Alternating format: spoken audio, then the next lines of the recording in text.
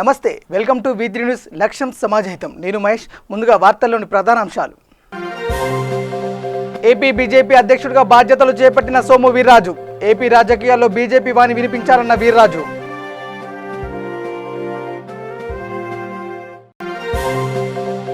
సంగారెడ్డి జిల్లా అధికారులతో మంత్రి హరీష్ రావు సమీక్ష. రైతు వేదికల నిర్మాణ పనుల పురోగతిపై ఆరా.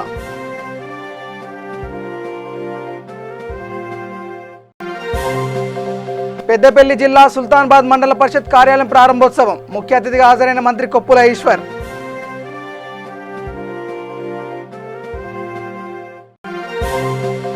పటాన్చెరు MSN ఫార్మా పరిశ్రమలో కాంట్రాక్ట్ ఉద్యోగి అనుమానాస్పద మృతి. మృతదేహంతో ఆందోళనకు దిగిన కుటుంబీకులు.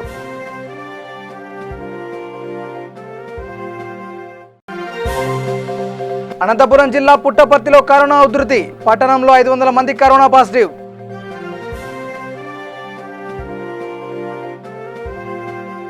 ఇక డీటెయిల్స్లోకి వెళ్తే ఏపీ బీజేపీ అధ్యక్షుడిగా ఎన్నికైన సోము వీర్రాజు బాధ్యతలు చేపట్టారు. ఈ ప్రమాణ స్వీకారోత్సవానికి ఆ పార్టీ నేతలు రామ్ మాధవ్, సతీష్ జీ, సునీల్ దేవేందర్, కన్నా లక్ష్మీనారాయణ, పురంధేశ్వరి, విష్ణు, ఎమ్మెల్సీ మాధవ్, రావెల కిషోర్ బాబు తదితరులు హాజరయ్యారు. ఈ సందర్భంగా సోము వీర్రాజు మాట్లాడుతూ ఏపీ రాజకీయాల్లో బీజేపీ వాణి వినిపించాల్సిన అవసరం ఉందన్నారు. ఆంధ్రప్రదేశ్కు బీజేపీ అవసరం ఉందని, ఏపీ అభివృద్ధి బీజేపీ లక్ష్యమని అన్నారు. రాష్ట్రంలో కుటుంబ పార్టీలు ఉన్నాయని, ఏపీ అభివృద్ధికి బీజేపీ జనసేన పార్టీలు కలిసి పనిచేస్తాయన్నారు. సంగారెడ్డి జిల్లా అధికారులతో మంత్రి హరీష్ రావు టెలికాన్ఫరెన్స్ ద్వారా సమీక్ష నిర్వహించారు. రైతు వేదికల నిర్మాణ పనుల పురోగతిపై అధికారులను అడిగి తెలుసుకున్నారు. ఈ సమీక్షలో జిల్లా కలెక్టర్ హనుమంతరావు, జిల్లా అదనపు కలెక్టర్లు, వ్యవసాయ శాఖ అధికారులు పాల్గొన్నారు.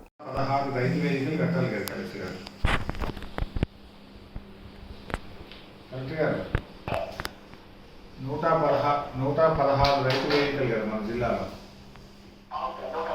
116 రైతు వేదికల్లో మనము ఒక్కొక్క ఏవో వైజ్ మాట్లాడదామా, లేదా ఏడీ ఉంటాడు కదా, కాన్స్టిట్యున్సీకి ఒక ఏడీ ఉంటాడు కదా, ఏడీ వైజ్ మాట్లాడేద్దాం ముందు. సో బిలీవ్ విత్ జహీరాబాద్ ఏడీని లైన్ పెట్టమని చెప్పండి. ఏడీ జహీరాబాద్. ఎందుకంటే మనం తొందరగా పూర్తి చేయాలి. మనము 25th ఆగస్ట్ కల్లా పూర్తి చేయాలని మనం లక్ష్యం పెట్టుకున్నాము. యాక్చువల్గా ఒక దశలో 15th అనుకున్నాము, ఇంకో దశలో వర్షాలు పడుతున్నాయి కనుక 25th ఆగస్ట్ కల్లా పూర్తి చేయాలనుకున్నాము. మన ముఖ్యమంత్రి గారి క్యాబినెట్ మీటింగ్ కాబట్టి కూడా నేను 30th ఆగస్ట్ అని ముఖ్యమంత్రి గారికి మాట ఇచ్చిన. అందువల్ల మీకు 25 చెప్తే అట్లీస్ట్ 30కి ఏదైనా 1-2 మిస్సింగ్ ఉన్నా 100% పూర్తి చేసుకుంటామని 30th ఆగస్ట్ కల్లా సంగారెడ్డి జిల్లా 100% పూర్తి చేసి ఇస్తామని చెప్పి గౌరవ ముఖ్యమంత్రి గారికి నేను క్యాబినెట్ సమావేశం, ముఖ్యంగా మన వ్యవసాయ అధికారులకు నేను లాస్ట్ టైం కూడా చెప్పిన, ప్రతి ఏఈఓ గారు ప్రతిరోజు కూడా తన పరిధిలో ఉండే రైతు వేదిక విజిట్ చేయాలి, ప్రోగ్రెస్ను మానిటర్ చేయాలి. షార్ట్ ఫాల్ ఏదన్నా ఉంటే తన ఏడీ గారికి, తన డిఏఓ గారికి చెప్తారు. సో దట్ ఆ ఏడీ డిఏఓ గారు వారి లెవెల్లో సాల్వ్ చేయగలిగితే చేస్తారు, లేకపోతే మీతో కానీ గౌరవ ఎమ్మెల్యే గారితో మాట్లాడి ఇసుక లేకపోయినా ఏ ఇబ్బంది ఉన్నా కూడా దాన్ని అందించి చేయవలసినటువంటి అవసరం ఉంటుంది. సో మరి అది ఎట్లా జరుగుతుంది, ఏం జరుగుతుంది అనేటువంటిది మరి అది ఆ డైలీ మానిటరింగ్ మెకానిజం జరగాలి. ఇప్పుడు అడిషనల్ కలెక్టర్లు, మన ఇద్దరు అడిషనల్ కలెక్టర్లు కావచ్చు, మీరు కావచ్చు, ఎల్ఏ గారు కావచ్చు, మన డిఆర్డిఓ, మనం పెట్టుకున్నాం వాళ్ళందరినీ. మరి ఎట్లయితే మొన్న మనము వైకుంఠధామాల నిర్మాణంలో, అదేవిధంగా సెగ్రిగేషన్ షెడ్ల నిర్మాణంలో ఏ టీం వర్క్ అయితే చేసినామో సేమ్ టీం వర్క్ దీనికోసం కూడా మనం చేయగలిగితే తప్పకుండా అనుకున్నటువంటి ఫలితాన్ని మనం సాధించుకునేటువంటి అవకాశం ఉంటుంది. సో అదే టీం వర్క్తో నా రిక్వెస్ట్ ఏంటంటే 33 జిల్లాల తెలంగాణలో సంగారెడ్డి జిల్లా ప్రథమ స్థానంలో ఉండాలి. 100% సంగారెడ్డి జిల్లా పూర్తి చేసింది అనేటువంటి పేరు మనం తీసుకురావాలి. ఆ దిశగా మీరందరూ కూడా ప్రయత్నం చేయాలి. ఎట్ ఎనీ కాస్ట్ 116కు 116 రైతు వేదికల నిర్మాణం ముమ్మాటికి పూర్తి కావాల్సినటువంటి అవసరం ఉంది. సో ముందు ఏడీ జహీరాబాద్. పెద్దపల్లి జిల్లా సుల్తానాబాద్ మున్సిపాలిటీలో నూతనంగా నిర్మించిన మండల పరిషత్ భవన కార్యాలయాన్ని సంక్షేమ శాఖ మంత్రి కొప్పుల ఈశ్వర్ ప్రారంభించారు. ఈ కార్యక్రమంలో శాసనసభ్యులు దాసరి మనోహర్ రెడ్డి, పార్లమెంటు సభ్యులు వెంకటేష్, ప్రభుత్వ విప్ భానుప్రసాదరావు, జిల్లా పరిషత్ చైర్మన్ పుట్టా మధుకర్, మాజీ ఎమ్మెల్యే బిరుదు రాజమల్లు తదితరులు పాల్గొన్నారు.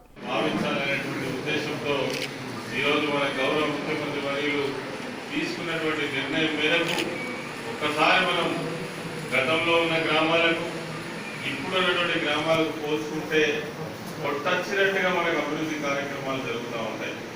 ఒకటా రెండా అనేటువంటిది కాదు, అనేకమైనటువంటి విషయాలలో ఈరోజు ఏ గ్రామానికి పోయినా అక్కడ కొట్టొచ్చినట్టుగా మనకు అనేక విషయాలలో గ్రామంలో ప్రజలను ఎవరిని అడిగినా మీ గ్రామంలో శ్మశాన వాటికం ఉందా అంటే అయిపోయింది, లేదంటే కన్స్ట్రక్షన్లో ఉన్నది, లేకపోతే ఇప్పుడే మొదలు పెట్టినాం, లేదంటే మీ గ్రామంలో మంచినీటి వ్యవస్థ ఎట్లా ఉన్నదని అంటే ఇంతకు ముందు అయితే ఎండాకాలం వస్తే వచ్చే పరిస్థితి ఉండేది, బోర్లు లేదుడు, మోటార్లు పెట్టుడు, పైపు లైన్ లేదుడు, ఆ బాధ పోయింది, మిషన్ భగీరథ వచ్చింది.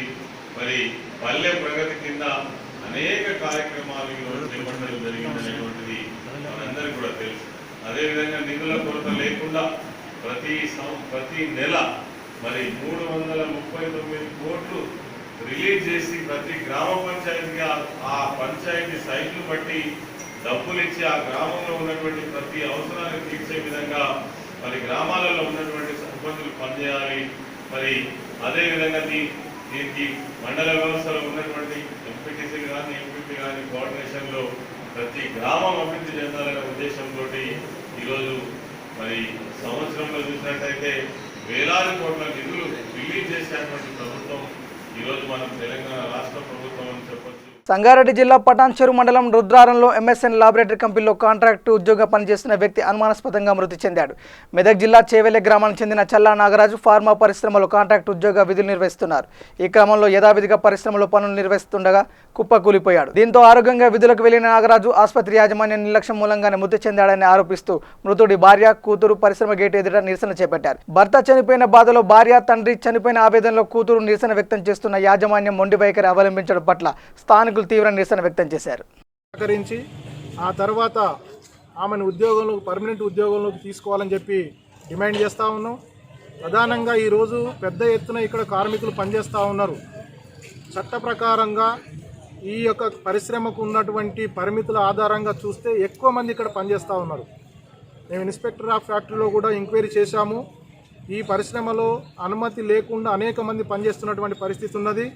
వాళ్ళకు చట్ట ప్రకారం ఇవ్వాల్సినటువంటి ఈఎస్ఐ, పిఎఫ్, ఇతర సెక్యూరిటీ, వాళ్ళకు సేఫ్టీ సౌకర్యాలు కూడా కల్పించకుండా ప్రభుత్వం చెప్పినటువంటి కార్మిక చట్టాలని కూడా అమలు చేయకుండా యాజమాన్యం శ్రమ దోపిడీకి గురి చేస్తూ ఉన్నది.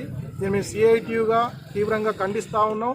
కార్మికులకు న్యాయం చేయాల్సినటువంటి బాధ్యత యాజమాన్యం మీద ఉన్నది. ఆ పద్ధతిలో నాగరాజు కుటుంబానికి న్యాయం చేయాలని, లేదంటే పెద్ద ఎత్తున ఆందోళన చేయడానికి కూడా మేము వెనకడుగు వేయమని చెప్పి, ఇప్పుడు ఉన్నటువంటి పరిస్థితుల్లో కరోనా ఉన్నది కాబట్టి ప్రాతిబలంతో ఉండడం అనేది సరైంది కాదు. మానవతా దృక్పథం కూడా ఉండాలి. ఇంత పెద్ద యాజమాన్యం కార్మికులు ఇక్కడ పనిచేస్తూ ఉన్నారు, వాళ్ళు శ్రమ దోపిడికి గురవుతూ ఉన్నారు, వాళ్ళ శ్రమని యాజమాన్యం దోచుకుంటూ ఉన్నది. కానీ కార్మికుడు చనిపోయినప్పుడు కూడా కనికరం లేకుండా బయటికి నెట్టేయడం, గెంటేయడం అనేది సరైంది కాదు. అందుకని మేము డిమాండ్ చేస్తూ ఉన్నాం, నాగరాజు కుటుంబానికి న్యాయం చేయాలి. పేరు నాగరాజు. మేము సదాశివపేటలో ప్రాపర్గా ఉంటున్నాము. మా డాడీ ఎంఎస్ఎల్లో 3 years నుంచి వర్క్ చేస్తుండు. మార్నింగ్ డ్యూటీకి వచ్చిండు. అయితే ఏమైందో తెలీదు, సడన్గా కంపెనీలోనే పడిపోయిందంట. ఇంతవరకు మాకు జస్టిస్ చేసే వాళ్ళు అసలు ఎవరు ముందుకు కూడా రావట్లేరు. అవి వాంట్ జస్టిస్, మాకు జస్టిస్ కావాలి. ఏమంటే ఏమన్నా అనారోగ్యంగా ఉన్నారా? ఏమని చెప్పి లేదు, మా డాడీ హెల్తీగానే ఉండు. ఫస్ట్ వచ్చింది. కంపెనీలో చనిపోయిందా? హాస్పిటల్ తీసుకుని పోయింది. కంపెనీలో. ఓకే, మీకు ఎవరు ఫోన్ చేశారు ఇట్లా జరిగింది? సూపర్వైజర్ అంకుల్ కాల్ చేశారు. ఇప్పుడు ఏం కోరుకుంటున్నారు? నాకు జస్టిస్ కావాలి. సూర్యాపేట జిల్లా మునగాల మండల కేంద్రంలోని సాగర్ ఎడమ కాలువ ద్వారా ముక్త్యాల బ్రాంచ్కు కోదాడ ఎమ్మెల్యే బొల్లం మల్లయ్య యాదవ్ నీటిని విడుదల చేశారు. ఈ సందర్భంగా ఎమ్మెల్యే మాట్లాడుతూ ఎగువ నుండి వరద ఉధృతి కొనసాగుతుండటంతో శ్రీశైలంలో ఎక్కువ నీటిని స్టోరేజ్ చేసుకుని రైతులకు 2 పంటలకు సరిపడా నీటిని అందించేందుకు ప్రభుత్వం చర్యలు చేపట్టిందన్నారు. అంతేకాకుండా లిఫ్టుల ద్వారా చెరువులు నింపే ప్రయత్నం జరుగుతుందని అన్నారు. నల్గొండ జిల్లా రైతాంగం ఎలాంటి ఇబ్బందులు పడొద్దని ముఖ్యమంత్రి కేసీఆర్ అన్ని రకాల చర్యలు చేపట్టినట్లు చెప్పారు. అదేవిధంగా నీటి లభ్యత ఉండడంతో రైతులు వాణిజ్యపరమైన పంటలు వేసుకొని లాభాలు పొందే అవకాశం ఉంటుందని అన్నారు. ఈ కార్యక్రమంలో టీఆర్ఎస్ పార్టీ మునగాల మండల అధ్యక్షుడు తొగరు రమేష్, మునగాల సర్పంచులు, మండల టీఆర్ఎస్ నాయకులు తదితరులు పాల్గొన్నారు. సకాలంలో ఒకవైపు వర్షాలు కురుస్తూ ఉన్నాయి, రెండో వైపు రైతులకి పంట వేసుకోవడానికి ఎక్కడ ఆటంకం జరగవద్దు అనే ఉద్దేశంతో నాగార్జున సాగర్ నుంచి కూడా నీటిని విడుదల 2 రోజులు చేయడం జరిగింది ముఖ్యమంత్రి గారు. అదే రకంగా దగ్గరలో ఉన్న చెరువును కూడా లిఫ్టుల ద్వారా నింపడంతో పాటు పైనుంచి వస్తున్న వరదని శ్రీశైలంలో రిజర్వ్ చేసుకోవడంతో పాటు రైతులకి ఎక్కడ ఆటంకం కలగకుండా నదికి కూడా ఖరీఫ్ రబీకి 2 పంటలకు కూడా నీరు అందుబాటులో ఉండే విధంగా ఒకవైపు చెరువులు నింపుకుంటూ సకాలంలో నీరు ఇవ్వాలనే కృతజ్ఞతతో ముఖ్యమంత్రి గారు నిర్ణయం తీసుకొని నల్గొండ జిల్లా రైతాంగాన్ని ఆదుకోవడానికి గత 2 రోజుల క్రితమే నాగార్జున సాగర్ ద్వారా నీటిని విడుదల చేయడం జరిగింది. తప్పకుండా రైతాంగం గతంలో పంట ఈసారి వ్యవసాయం కూడా సాగు పెరగటం, విస్తీర్ణం పెరగటం, అదే రకంగా ప్రధానంగా వాణిజ్య రకమైన ఆదాయ వనరులున్న పంటలు వేసుకోవడానికి కూడా ఉత్సాహం చూస్తూ ఉన్నారు. శాస్త్రీయ విధానం ద్వారా వ్యవసాయ రంగాన్ని అభివృద్ధి చేయాలనే ఆలోచనతో ప్రభుత్వం చొరవ తీసుకుంటూ ఉంటే రైతులు కూడా ఆ రకంగా సహకరించడంతో పాటు రైతు వేదికల్లో కూర్చొని ఎక్కడికక్కడ సమాలోచన తీసుకొని రేపు మార్కెట్లో, అంతర్జాతీయ మార్కెట్లో రేట్లు బాగా ఉండేది, కష్టానికి తగ్గ ప్రతిఫలం వచ్చే విధంగా వాణిజ్య పంటలు వేసుకోవడానికి రైతులు చొరవ తీసుకోవాలి. అనంతపురం జిల్లా పుట్టపర్తిలో కరోనా కేసులు రోజు రోజుకు పెరుగుతూనే ఉన్నాయి. నిన్న ఒక్కరోజే ప్రాథమిక వైద్య ఆరోగ్య కేంద్రంలో 107 మందికి కరోనా పరీక్షలు నిర్వహించగా 27 మందికి పాజిటివ్గా నిర్ధారణ అయింది. పట్టణంలోని కోటక్ మహీంద్రా బ్యాంక్ సిబ్బంది 7 మందికి కరోనా సోకింది. దీంతో బ్యాంకు సిబ్బందితో పాటు ఖాతాదారులు అలజడి మొదలైంది. పట్టణంలో ఇప్పటి వరకు 3800 మందికి కరోనా పరీక్షలు నిర్వహించగా 500 మందికి కరోనా పాజిటివ్ కేసులు నమోదయ్యాయి. పట్టణంలో కరోనా వైరస్ ఉన్న నేపథ్యంలో ప్రజలందరూ జాగ్రత్తలు వహించాలని వైద్యులు కోరుతున్నారు.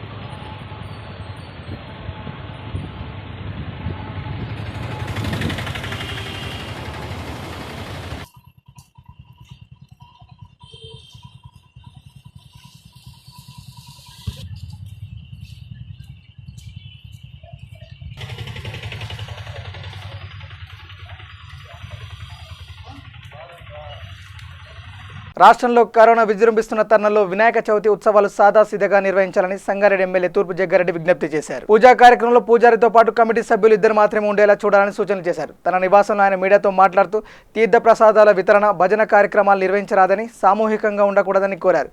కరోనా వ్యాప్తి చెందకుండా తగిన నిబంధనలు పాటించాలని సూచించారు. నిమజ్జనానికి సంబంధించిన బార్బాటాలు కానీ ఏర్పాట్లు ఏముండయి. 3 రోజులకు సాయంత్రము 6 గంటలకు పూజ చేసుకొని మొత్తం అందరూ ఎలాంటి ఊరేగింపులు లేకుండా, ఎలాంటి డప్పులు కానీ, బ్యాండ్లు కానీ, హంగామాలు కానీ, డ్యాన్సులు కానీ ఎలాంటివి లేకుండా ఆ రోజు వినాయక చవితి రోజు 3 ఫీట్ల వినాయకుని పెట్టి 3 రోజులకే సాయంత్రం 6 గంటలకు పూజారి ద్వారా పూజ చేసి హారతి ఇచ్చి సంగారెడ్డి చెరువులో కానీ, సదాశివపేట వాళ్ళు సాసిపేట చెరువులో కానీ, గ్రామాలలో ఉన్న వాళ్ళు చెరువులలో కానీ ఎవరిది వాళ్ళు నిమజ్జనం చేయాలి అనేది నేను మండపాల యువతకు, మండపాల నాయకులకు నేను ఈ సందర్భంగా తెలియజేయడం జరుగుతున్నది. దీనికి ఇప్పుడేమి కమిటీలు కానీ గిమిటీలు వేసుకొని కూర్చొని చర్చించి చేసే పరిస్థితి కూడా ఏమి లేదు. కాబట్టి మనము ఇప్పుడున్న పరిస్థితులలో 11 రోజులు మనం నవరాత్రులు చేయలేము, 11 రోజులు నవరాత్రులు చేయలేము. కాబట్టి కేవలం 3 రోజుల మట్టుకే 3 రోజులే వినాయక నవరాత్రులు ఉంటాయి. ఆ 3వ రోజుకి మనము 3వ రోజుకి 1, 2, 3 పెట్టిన రోజు 2, 3 ఫీట్ల వినాయకుడు 3 రోజులే. 3వ రోజే ఆ సాయంత్రం 6 గంటలకు పూజలు చేసి హారతి ఇచ్చి దేవునికి మనము ఈ యొక్క నిమజ్జనం చేయాలి. అది కూడా 6 నుంచి 6, 7 లోపల అందరు ఎవరు వినాయకులు తీసుకుపోయి నిమజ్జనం చేయాలి. ఎక్కడ డప్పులు కానీ ఎక్కడ ఏముండొద్దు. మనము బోనాలకు కూడా గంగపుత్ర సంఘం బెస్తోళ్ళు కూడా ఎక్కడ కూడా ఆర్భాటాలు చేయలే. ఎవరు ఇంటిళ్ళలో పోయారు, అమ్మవారికి నైవేద్యం సమర్పించారు, ఇళ్ళలో పోయి కార్యక్రమాలు చేసుకున్నారు. ఏం పెట్టొద్దు, అన్నదాన కార్యక్రమాలు కాదు పెట్టొద్దు. ఆర్కెస్ట్రా ప్రోగ్రాంలు ఉండయి, భజన కార్యక్రమాలు కూడా ఉండయి. ఎందుకంటే భజన పెట్టినా 20 మంది కూర్చుంటారు. ఎవరికి కరోనా ఉందో లేదో తెలియదు. నువ్వు ఆర్కెస్ట్రా పెట్టినా 200-300 మంది వస్తారు. ఎవరికి కరోనా ఉందో లేదో తెలియదు.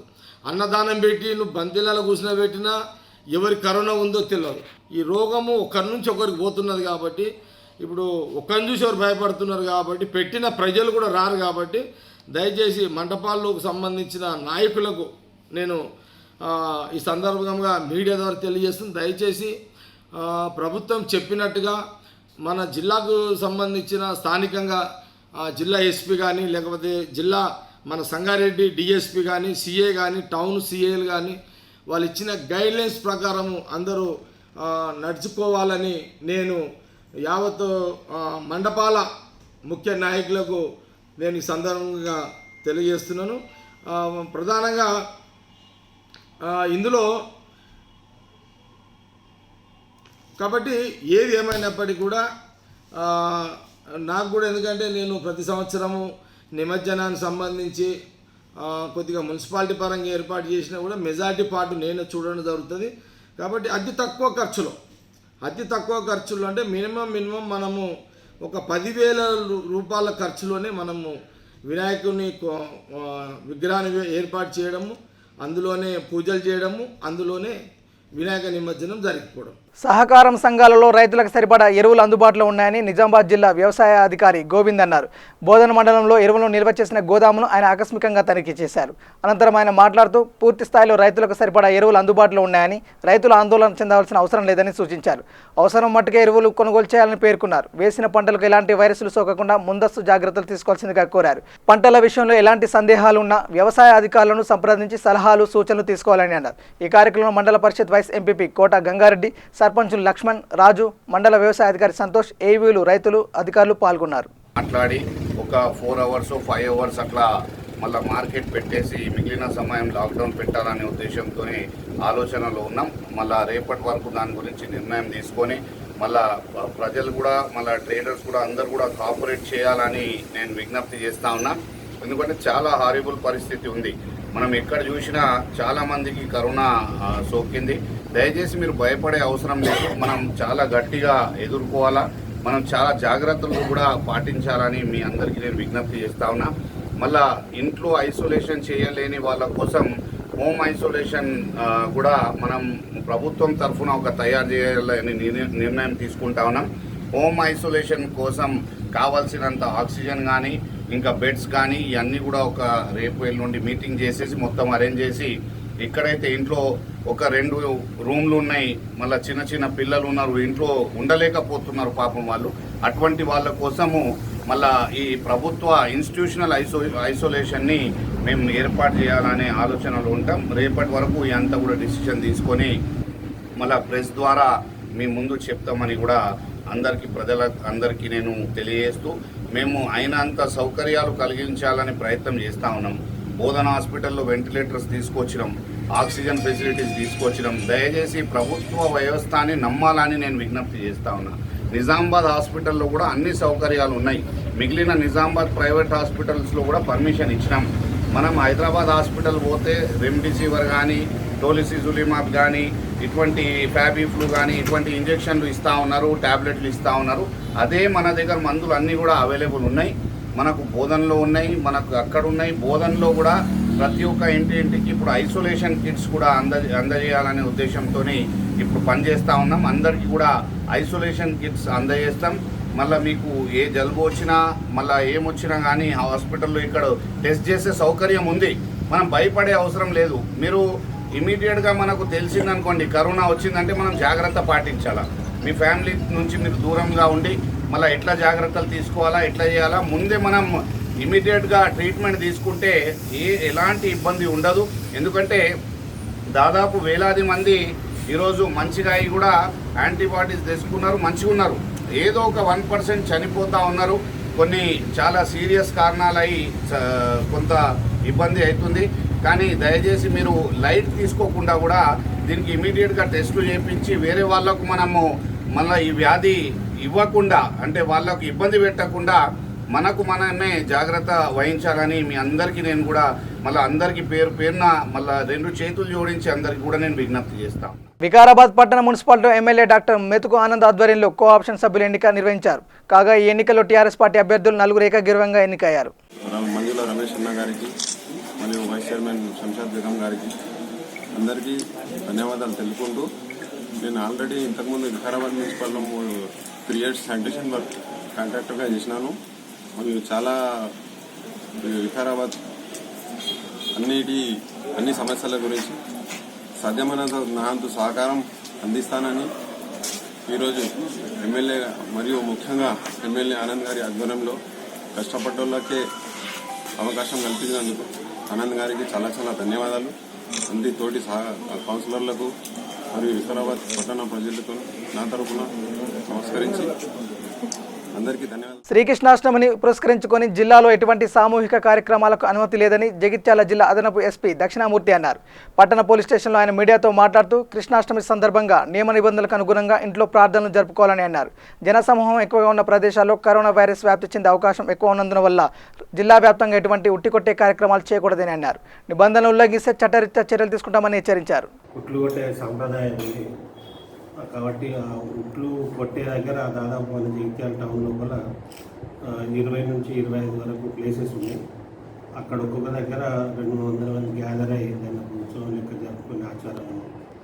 కానీ మనకు కరోనా ఎక్కువ శాతంలో ఎఫెక్ట్ అవుతున్నందున అటువంటి కార్యక్రమాలు ఏం చేయకుండా టెంపుల్స్లో పూజలు, తర్వాత ఇళ్లలోనే పూజలు చేసుకొని గ్యాదరింగ్ అనేది లేకుండా చేసుకోవాలి.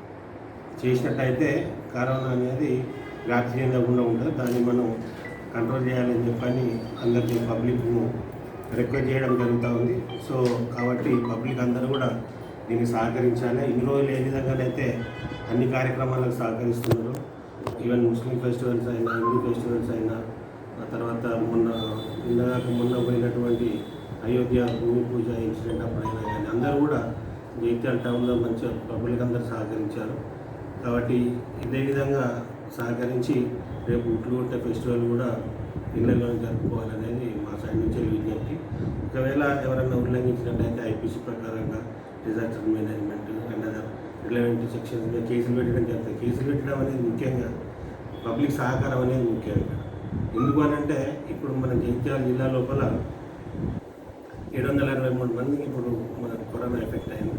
దాంట్లో 133 మంది మాత్రమే కరోనా నుంచి బయటకు వెళ్ళి ఉన్నారు. మిగతా 600 చిల్లర మంది they are undergoing treatment. Isolation ఉండొచ్చు, ఇంటి దగ్గర ఉండొచ్చు, బయట ఎక్కడ ఉండొచ్చు, హైదరాబాద్ ట్రీట్మెంట్ తీసుకోవచ్చు, ఎక్కడైనా తీసుకోవచ్చు. కానీ ఆ ఎఫెక్ట్ అయిన వాళ్ళు ఎక్కువ మంది ఉన్నారు. కాబట్టి వీళ్ళ ద్వారా వేరే వాళ్ళకు వ్యాప్తి చెందే అవకాశం ఉంటుంది. కాబట్టి అందరూ కూడా దీన్ని కంట్రోల్ చేయాలి. ఇప్పటికే మన జిల్లా లోపల 7 డెత్స్ జరిగినాయి. పోలీస్ ఆఫీసర్స్ కూడా 35 మందికి ఎఫెక్ట్ అయింది. తర్వాత 24 మంది దాంట్లో కోలుకున్నారు, 13 మంది అండర్గోయింగ్ ట్రీట్మెంట్. కాబట్టి అందరూ కూడా దీనికి సహకరించినట్టయితే ఈ కరోనా అనేది వ్యాప్తి చెందింది. కాబట్టి రేపు ఈ జరిగే కృష్ణాష్టమికి అందరూ గుళ్ళల్లో, తర్వాత ఇళ్లలోనే జరుపుకోవాలని చెప్పని పోలీస్ శాఖ నుంచి రిక్వెస్ట్ చేస్తాం. జగిత్యాల జిల్లా మల్లాపూర్ మండలం ముచ్చంపేట కెనాల్కు గుర్తు తెలియని మృతదేహం కొట్టుకొచ్చింది. సమాచారం అందుకున్న పోలీసులు అక్కడ చేరుకొని మృతదేహాన్ని వెలికితీసి పరిశీలించారు. మృతుడు నిజామాబాద్ జిల్లా ముపకల్ మండలం రెంగర్ల గ్రామానికి చెందిన తోపారపు సాయనగా గుర్తించారు.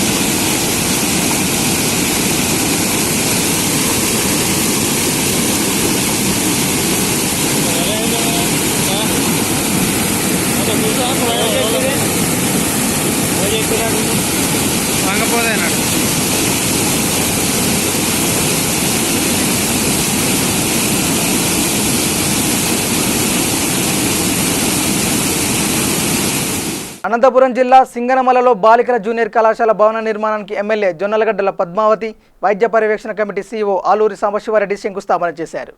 ప్రతి స్కూల్స్లో కానీ అలాగే ఇలా కేజీబీవీస్ని కూడా వీళ్ళు అప్గ్రేడ్ చేయడము మనకి ఇప్పుడు ఈ 3 మండల్స్లో రావడం ఇంకా మన నియోజకవర్గంలో ఇంకా 3 మండలాల్లో రావాల్సి ఉంది. సో అక్కడ ఉన్న స్ట్రెంగ్త్ని బట్టి మనం అప్గ్రేడ్ చేసుకుంటూ వెళ్తున్నాం.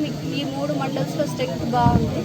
సో నెక్స్ట్ లెవెల్లో ఆ 3 మండల్స్ కూడా చూస్తారు. ఇలా పిల్లలందరినీ కూడా చదువు వైపు ప్రోత్సహిస్తూ అంటే ఎస్పెషల్లీ ఇంటర్మీడియట్ అనేసరికి మళ్ళీ వీళ్ళు ఈ కేజీబీఎస్లో చదివిన వాళ్ళకి క్వశ్చన్ మార్క్ ఎక్కడికి వెళ్ళాలి అని అలా లేకుండా ఇక్కడే కంటిన్యూ చేసే విధంగా ఉంది. సో ఇది పిల్లలు కూడా చాలా అంటే ఇక్కడ ఎన్వైరన్మెంట్కి అలవాటు అయిపోయిన వాళ్ళకి డిగ్రీ వరకు ఇక్కడే ఉండేలాగా ఫెసిలిటీస్ ఇవ్వడం చాలా బాగా అనిపిస్తుంది. అది జగనన్న ప్రభుత్వంలో జరగడాన్ని ఎంతో ఆనందంగా ఉంది. చరిత్రలోనే అంటే మీరు చూసుకోండి, రాష్ట్ర చరిత్రలో కాదు దేశ చరిత్రలోనే ఏ ముఖ్యమంత్రి కూడా ఈ చదువుల పైన ఇంత ఫోకస్ చేసింది ఎప్పుడు చూడలేదు. ఈ ముఖ్యమంత్రి ఇట్లా చేయడానికి కారణం ఆయన చాలా సందర్భాల్లో చెప్పారు. ముఖ్యమంత్రి గారు, మనం పేదలకు ఏదైనా సాయం చేయాలంటే సంక్షేమ పథకాలు ఎన్ని చేసినా కూడా వాళ్ళ ఇళ్లలో పిల్లలకి చదువు చెప్పించి వాళ్ళకి ప్రయోజకులు చేస్తే, ఉద్యోగాలు వచ్చేలాగా చేస్తే వాళ్ళ తరాలు బాగుపడతాయి. అదే మనము అన్నిటికంటే ఎక్కువ చేసే సాయం సేవ అని నమ్మారు. కాబట్టి ఈరోజు రాష్ట్రం ఆర్థికంగా లోటు బడ్జెట్లో ఉన్న, ఇబ్బందుల్లో ఉన్న, కరోనా పరిస్థితుల్లో ఇంకా ఇబ్బందికర పరిస్థితులకు నెట్టినా సరే ఈరోజు విద్యార్థులకు సంబంధించి ఎప్పుడైతే అంటే అమ్మఒడి పథకం నుంచి మొదలు పెడితే ఎవరు డ్రాప్ అవుట్స్ కాకూడదని బడికి పంపించిన ప్రతి తల్లికి 15,000 రూపాయలు ఇస్తా చెప్పడం జరిగింది. అది ఆల్రెడీ మొదటి విడత ఇవ్వడం జరిగింది.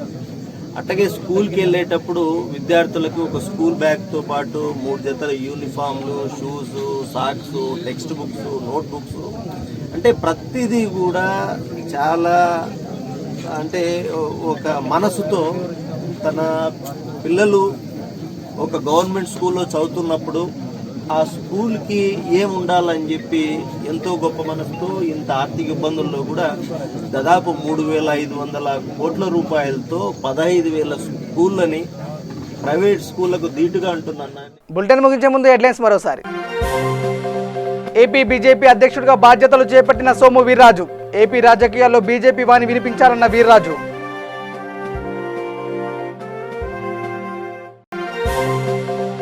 సంగారెడ్డి జిల్లా అధికారులతో మంత్రి హరీష్ రావు సమీక్ష.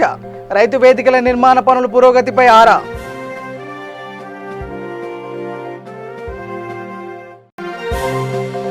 పెద్దపల్లి జిల్లా సుల్తానాబాద్ మండల పరిషత్ కార్యాలయం ప్రారంభోత్సవం. ముఖ్య అతిథిగా హాజరైన మంత్రి కొప్పుల ఈశ్వర్.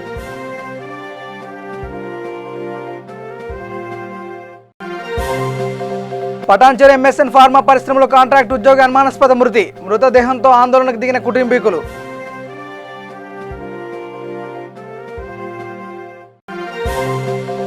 అనంతపురం జిల్లా పుట్టపర్తిలో కరోనా ఉధృతి. పట్టణంలో 500 మంది కరోనా పాజిటివ్.